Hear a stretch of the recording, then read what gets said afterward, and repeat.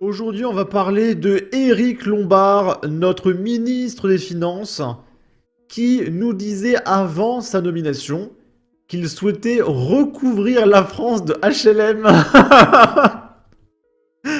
Et il nous dit, nous avons besoin de logements sociaux dans toutes nos villes et dans tous nos quartiers. C'est un élément de diversité et d'inclusion.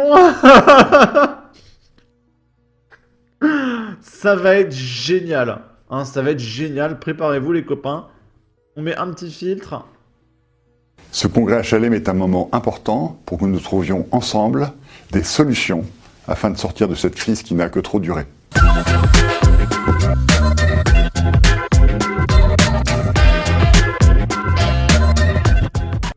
Et évidemment, pour sortir de cette crise qui n'a que trop duré, eh bien, on va se servir des impôts de Nicolas pour construire 1800 millions de logements HLM supplémentaires. Et ça va régler tous les problèmes.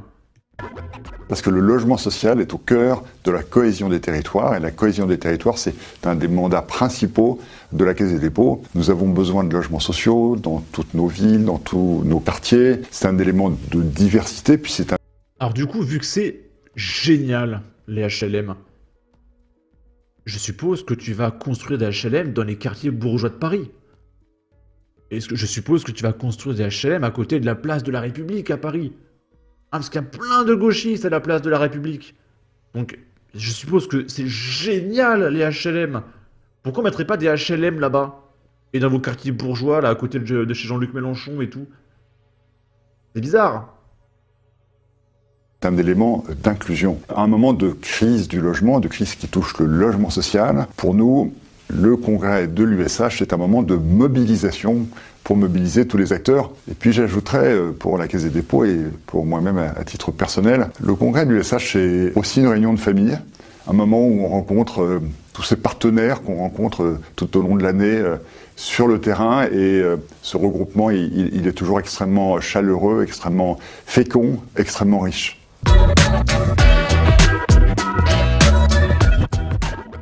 Nous sommes dans un moment de crise, et d'une crise qui est tout à fait sérieuse. Il est important qu'on se mobilise pour trouver des solutions. Et ces solutions, elles doivent être dans deux dimensions. Il faut qu'on construise plus. Nous avons plus de 2,5 millions de nos concitoyens qui sont en attente d'un logement social. Donc accélérer le rythme de construction partout, sur tous les territoires, c'est un enjeu décisif. Et puis... Alors moi je pense que ce qui serait cool, c'est qu'on fasse comme au Japon, on fait des grands buildings et on met plein de tiroirs. Et vous savez, on peut tirer le tiroir et ça fait un lit. Et comme ça, on fait des chambres de 1 mètre carré. Et on pourra ranger tous les migrants, les Maliens qu'on fait venir là pour faire les travails d'esclaves. Et là, ça sera l'inclusivité, la tolérance, d'accord. Et les mecs, ils dormiront dans des placards. Hop. Voilà, ça c'est génial. C'est pas de l'esclavagisme, c'est de l'humanisme, d'accord. Puis le grand défi du temps, de la décennie au moins, c'est la lutte contre le dérèglement climatique. Et le logement social est un contributeur important, puisque nous sommes collectifs. Alors en Europe, on n'est absolument pas responsable du dérèglement climatique. Toute l'Europe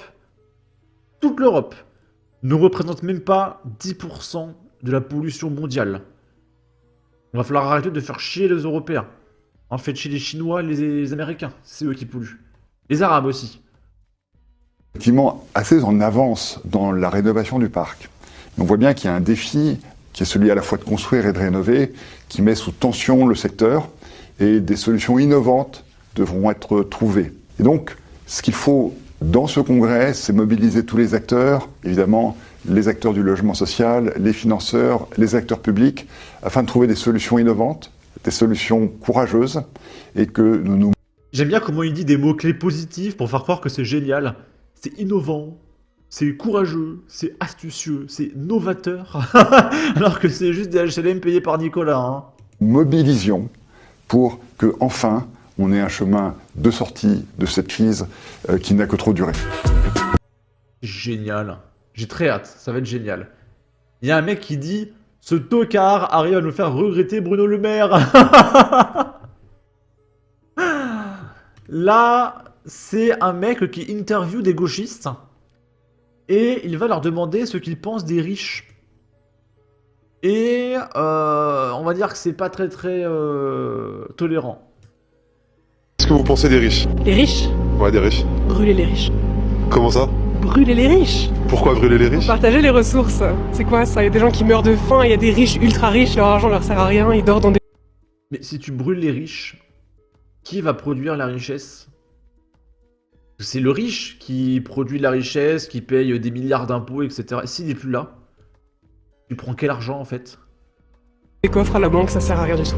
Ok les gars, conclusion, brûler les riches, d'accord. Ok. Ok, tu penses quoi des riches? Je trouve pas forcément que c'est mérité et qu'ils ont pas forcément plus travaillé que certains pour avoir tout cet argent-là. Et là, on parle des ultra riches. Moi, je m'en fous que ton père soit avocat, médecin, tout ce que tu veux. Les ultra riches, ils sont pas riches parce qu'ils l'ont mérité ou ils ont travaillé dur ou ils sont malins. Les ultra riches, ils sont super riches parce qu'ils volent. Ça, c'est du coup, faudrait juste différencier ça. Donc tu trouves que les riches volent de l'argent pour être riches? Les ultra riches, oui, parce que du coup, quel métier, quelle formation t'as fait pour être autant riche? Bernard Arnault, il a pas autant gagné pour avoir des millions, des milliards. Moi je pense que Il faut monter son entreprise, investir, avoir de la chance. Après, tu montes une entreprise, tu payes plein de salariés, tu développes ton business, tu rachètes d'autres entreprises et tu montes un empire, etc. Ça prend du temps et il faut de la chance. Il y a des mecs qui investissent 100 000 et perdent 100 000. Il y en a, ils investissent 100 000 dans une action, ça se transforme en 10 millions. Le mec, il était pas prêt. Putain, 10 millions. Donc le mec, il rachète des trucs, il monte un business. Enfin, c'est cool. C'est cool? Genre tant mieux pour eux quoi. Ok, tu penses quoi de... C'est quoi ton avis personnel vis-à-vis de ça? Ils le méritent quoi. Ok, ça méritait? Ouais, c'est mérité pour moi. Ok, tu trouves pas que c'est de la chance? Non, pour moi c'est pas de la chance. Ok, top. Il y a quelques personnes ça peut être de la chance mais pas tout. vas-y, il y a une part de chance, hein, faut pas déconner. Mais moi, franchement, c'est insupportable. C'est des grosses semards, ils ont le seum. Et le pire, c'est que les gauchistes passent leur temps à dire que les riches volent. Mais c'est qui paye 5 milliards d'impôts pour pouvoir payer ton RSA, meuf? Que Bernard Arnault, il paye 5 milliards d'impôts. Alors lui, il se fait voler, hein, je te le dis tout de suite, pour qu'il y en ait qui puissent vivre gratuitement avec la CAF, les allocations sociales, le RMI, la CMU, la mission locale, et ça va très bien se passer. Et lui, il vole pas. Non, lui c'est son droit. Hein, c'est son droit d'avoir du pognon gratuitement. Mais Bernard Arnault, c'est un voleur, d'accord? Alors, certes, il a 160 000 salariés qui fait vivre et tout, mais c'est un voleur, d'accord? Bon. Là, c'est des statistiques. On va voir un petit peu la différence qu'il y a entre les peines que sont censés subir nos criminels et les peines qu'ils subissent vraiment. Et F de Souche nous dit qu'un délinquant est en moyenne condamné à seulement 20% de la peine prévue par le code pénal. Par exemple, pour les meurtres, normalement c'est 3 ans de prison. Oui, bien sûr, le meurtre c'est 3 ans de prison. Mais sans déconner, regardez, vol avec effraction, donc cambriolage c'est 7 ans. Ah non, meurtre involontaire, attention, j'ai pas fait exprès de tuer des gens. Donc le meurtre involontaire c'est 3 ans. Et le cambriolage, c'est 7 ans. Mais bien sûr. Bon. Bref, on va pas s'arrêter sur ça. Donc, le meurtre involontaire, c'est 3 ans. Sauf qu'en moyenne, les mecs, ils prennent 1 an et 9 mois. Et je rappelle, je vais pas le dire à chaque fois, mais que... Arrivé à la moitié de ta peine, tu sors avec un bracelet électronique. Hein. Coup et violence volontaire, 3 ans. Et les mecs, en réalité, ils prennent 10 mois. Violence sur agent de l'autorité publique, 3 ans. Je peux dire que tu fais ça en Russie ou au Japon, c'est peine capitale. Hein. Et les mecs prennent 6 mois. 6 mois pour éclater des policiers. Mais vous vous rendez compte? Genre même dans GTA, tu éclates un policier, t'as une étoile de police directe, et t'as des camions blindés qui arrivent et tout. Hein. Même dans GTA, ils sont plus fermes, quoi. Agression S, 5 ans. Et en réalité, les mecs, ils prennent 1 an et 5 mois. Un vol simple, c'est censé être 3 ans, et les mecs prennent 5 mois. Cambriolage, c'est censé être 7 ans, et les mecs prennent 9 mois. Infraction au code de la route, donc excès de vitesse, brûler un feu rouge, etc.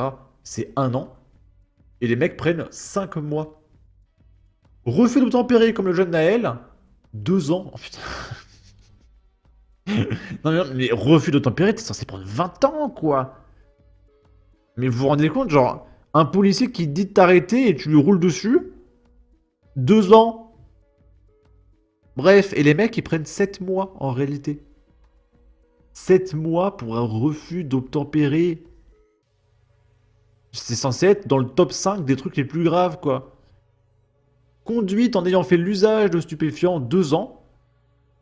Et en réalité, les mecs prennent 5 mois.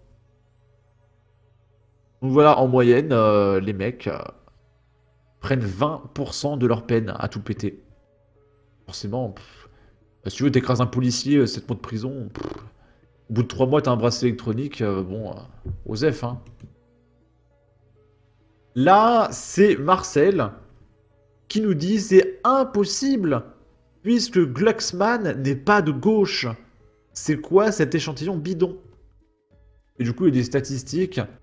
Pour chacune des personnalités politiques suivantes, dites-nous si elle est selon vous plutôt un atout ou plutôt un handicap pour la gauche. Et du coup, on a les différentes personnalités de gauche. Et du coup, bah Marcel et pas mal de mecs de la LFI ne comprennent pas que Raphaël Glucksmann soit de gauche, considéré de gauche.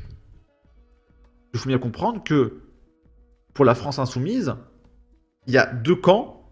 Il y a Jean-Luc Mélenchon, nazi. Il n'y a rien, il n'y a aucune nuance, c'est tout. Donc il faut bien comprendre que pour la LFI, le socialisme et le communisme, c'est déjà du nazisme pour ces gens-là. C'est complètement fou. C'est lunaire, quoi. C'est lunaire. Et on termine avec ça. À Massy, dans le 91, il y a un mec qui s'est fait défoncer dans un PMU après une attaque à marteau. J'allais dire couteau, non, un marteau. Et feuille de boucher par 6 mecs cagoulés. Pronostic vital engagé, coup sur la tête et artère sectionnée sur la jambe. Un homme de 38 ans a été pris en charge avec un pronostic vital engagé après s'être fait défoncer vendredi soir en Essonne. Il souffre notamment de plaies à la tête et d'une artère sectionnée à la jambe. Pour l'heure, l'origine de cette agression reste inconnue. La scène s'est déroulée vers 20h. Selon nos informations, les agresseurs étaient au nombre de 6 lorsqu'ils s'en sont pris à la victime. Visage dissimulé derrière des cagoules et des casquettes sombres, ils sont entrés dans le PMU et se sont rués sur la victime de 38 ans pour la rouer de coups de marteau et de matraques télescopiques sur la tête. Bon. Sur ce, n'hésitez pas à donner votre avis, votre opinion, à partager, liker, commenter, ça aidera au référencement de la vidéo sur YouTube. Abonnez-vous, suivez-moi sur Twitter, prenez soin de vous, salut!